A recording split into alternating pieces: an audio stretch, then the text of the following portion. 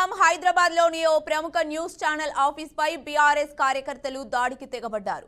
Office లోపలికి ప్రవేశించి అద్దాలు, ఫర్నిచర్, కాల్ర అద్దాలను ధ్వంసం చేశారు. ఫోన్ ట్యాపింగ్ కేసులో మాజీ మంత్రి కేటీఆర్ పై తప్పుడు కథనాలు ప్రచారం చేస్తున్నారంటూ ఆగ్రహం వ్యక్తం చేశారు.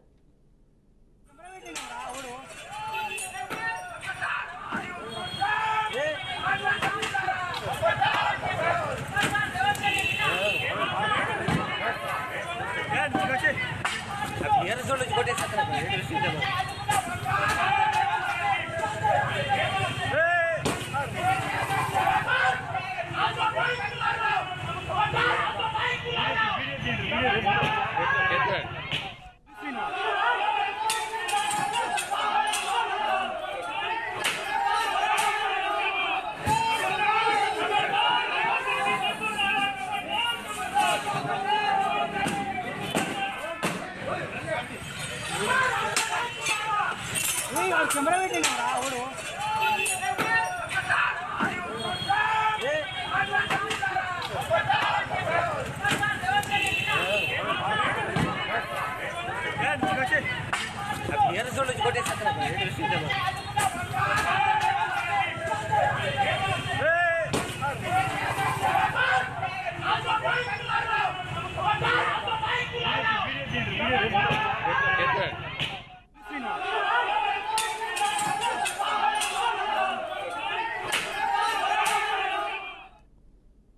హైదరాబాద్ లోని ఓ ప్రముఖ న్యూస్ ఛానల్ ఆఫీస్ పై బీఆర్ఎస్ కార్యకర్తలు దాడికి తెగబడ్డారు. ఆఫీస్ లోపలికి ప్రవేశించి అద్దాలు, ఫర్నిచర్, కాల్ర అద్దాలను ధ్వంసం చేశారు. ఫోన్ ట్యాపింగ్ కేసులో మాజీ మంత్రి కేటీఆర్ పై తప్పుడు కథనాలు ప్రసారం చేస్తున్నారంటూ ఆగ్రహం వ్యక్తం చేశారు. ఇక ఇదే అంశంపై మరింత సమాచారాన్ని మా అవుట్పుట్ ఎడిటర్ వెంకట్ అందిస్తారు. వెంకట్, హైదరాబాద్ లోని ఒక ప్రముఖ మీడియా హౌస్ పైన కొంతసేపటి క్రితం బీఆర్ఎస్ కార్యకర్తలు కొంతమంది దాడి చేయడం జరిగింది. కర్రలు, రాళ్లు, కట్టలతో వచ్చి అక్కడ ఉన్నటువంటి ఫర్నిచర్ ధ్వంసం చేయడం కావచ్చు, లేదంటే ఆఫీస్ ముందున్నటువంటి కార్లు ధ్వంసం చేయడం కావచ్చు, దుర్భాషలాటంగా లోపలికి వెళ్ళిపోయి కొంత అద్దాలు, గ్లాసులు పాల్గొట్టడం, ఉద్యోగులతో దుర్భాషలాడటం, ఈ విధంగా చేయడం జరిగింది. దానికి సంబంధించిన విజువల్స్ మనం స్క్రీన్ మీద చూస్తూ ఉన్నాం. ప్రధానంగా ఫోన్ ట్యాపింగ్ అంశం సంబంధించి కేటీఆర్ పై తప్పుడు ప్రచారాలు చేశారని, కొంత అభ్యంతరకరంగా యూట్యూబ్ థంబ్నెయిల్స్ పెట్టి చేశారనేది వాళ్ళ అభియోగంగా కనిపిస్తుంది. అందుకే ఇంత వాస్తవ దూరంగా ఈ విధంగా థంబ్నెయిల్స్ పెట్టి కథనాలు ప్రసారం చేయడం తప్పు అంటూ దాన్ని ఆవేశపూరితంగా వారు మహా న్యూస్ ఆఫీస్ అంటే ఒక మీడియా హౌస్ దగ్గరికి వెళ్ళి ఆ విధంగా దాడి చేయడం అనేది కొంత ఇప్పుడు ఇబ్బందికర వాతావరణం. అంటే మీడియా హౌస్ ప్రజాస్వామ్యంలో మీడియా హౌస్ అనేది ఎప్పుడు కూడా ఫోర్త్ సెట్ గా ఉంటుంది, వారి బాధ్యత చాలా ఎక్కువగా ఉంటుంది. సో అటువంటి మీడియా హౌస్ మీదనే ఈ విధంగా అంత పట్టపగలు అంతమంది 10 మంది 15 మంది గ్రూప్ గా వచ్చేసి పెద్దగా అరుచుకుంటూ, దుర్భాషలు ఆడుకుంటూ, కబడ్దారంటూ ఈ విధంగా దాడి చేయటం అనేది కొంత జర్నలిస్ట్ సంఘాల్లో కొంత ఆగ్రహాన్ని రగిల్చేలాగా ప్రస్తుతం పరిస్థితి కనిపిస్తూ ఉంది. పూర్తిగా ప్రజాస్వామ్యంపై దాడిగానే దీన్ని కొందరు జర్నలిస్టులు అభివర్ణిస్తున్న పరిస్థితి కనిపిస్తుంది. ఎందుకంటే ఏదైనా ఉన్నా సరే ఖచ్చితంగా మనం లీగల్ గా ఫైట్ చేయొచ్చు, లేదంటేనో నేరుగా ఇన్ పర్సన్ గా కలిసి మాట్లాడుకోవచ్చు, ఏదైనా ఉంటే కూడా సెటిల్ చేసుకోవచ్చు. కానీ అటువంటి పరిస్థితులు ఏవి కూడా కాదనుకో, వాటన్నిటిని కూడా వదిలేసి నేరుగా డైరెక్ట్ గా ఒక 15 మంది గ్యాంగ్ అప్ అయి కర్రలు, రాళ్లు, కట్టెలతో ఈ విధంగా ఒక మీడియా హౌస్ మీద దాడి చేయడం అనేది కొంత చర్చనీయాంశమైంది. దీనిపైన సదరు యాజమాన్యం కూడా ఇప్పటికే పోలీసులకు ఫిర్యాదు చేయడం జరిగింది. ఎవరైతే దాడి చేశారో ఇది ఖచ్చితంగా మీడియా హౌస్ అనేది ఎప్పుడు కూడా పత్రికా స్వేచ్ఛ, లేదంటే ఎలక్ట్రానిక్ మీడియా స్వేచ్ఛగా ఎప్పుడు స్వేచ్ఛగానే ఉండాలి.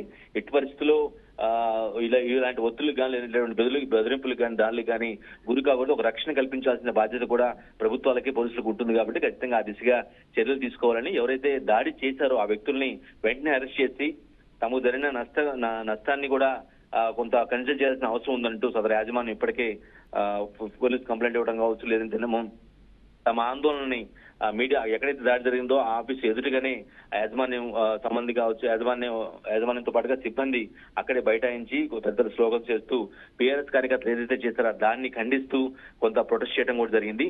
పూర్తి స్థాయిలో దీన్ని ప్రతి ఒక్కరు కూడా ఖండించాల్సిన అవసరం ఉందని కూడా జర్నలిస్ట్ సంఘాల యొక్క ఒపీనియన్ చూడాల్సిన అవసరం ఉంటుంది. కోర్సు ఎటువంటి థంబ్నెయిల్స్ ఎలా ఉన్నా, సబ్జెక్ట్ కంటెంట్ ఎలా ఉన్నా సరే ఇది దారి కాదు, ఇటువంటి దారి కాదు. ఖచ్చితంగా మీరు లీగల్ ఫైట్ చేయొచ్చు, పోలీస్ కంప్లైంట్ ఇవ్వచ్చు, తప్పుగా ఉంటే, అబ్జెక్షనబుల్ గా ఉంటే.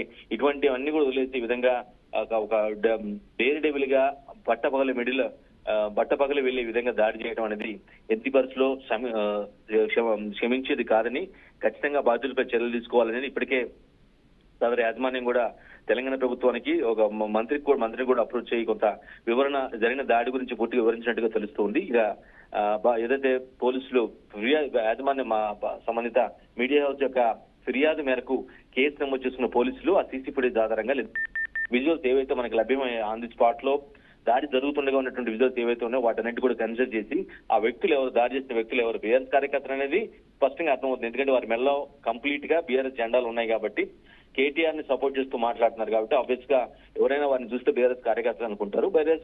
ఇంతకు ఎవరు ఆ కార్యకర్తలు, ఎవరు ఎక్కడుంటారు, ఎందుకు ఈ విధంగా దాన్ని లీడ్ చేసింది ఎవరు, అంతగా ఒక గ్యాంగ్ అప్ అయ్యి సమయాన్ని అంటే ఒక పర్టికులర్ టైం అనుకుని ఆ టైంకి వెళ్ళి ఆ విధంగా దాడి చేయడం అనుకున్న ఆంతర్యం ఏంటి, ఇవన్నీ కూడా వీటిపై పోలీసులు దృష్టి పెట్టారు, విచారణ చేస్తూ ఉన్నారు.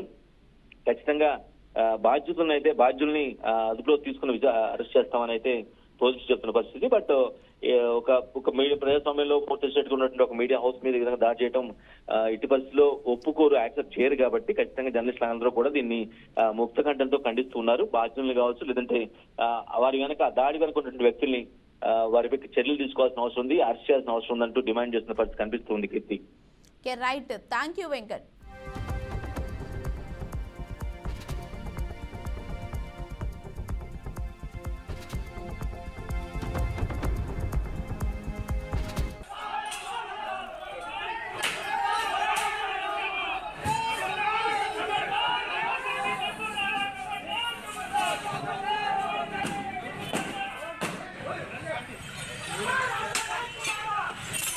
कैमरा वेटिंग अब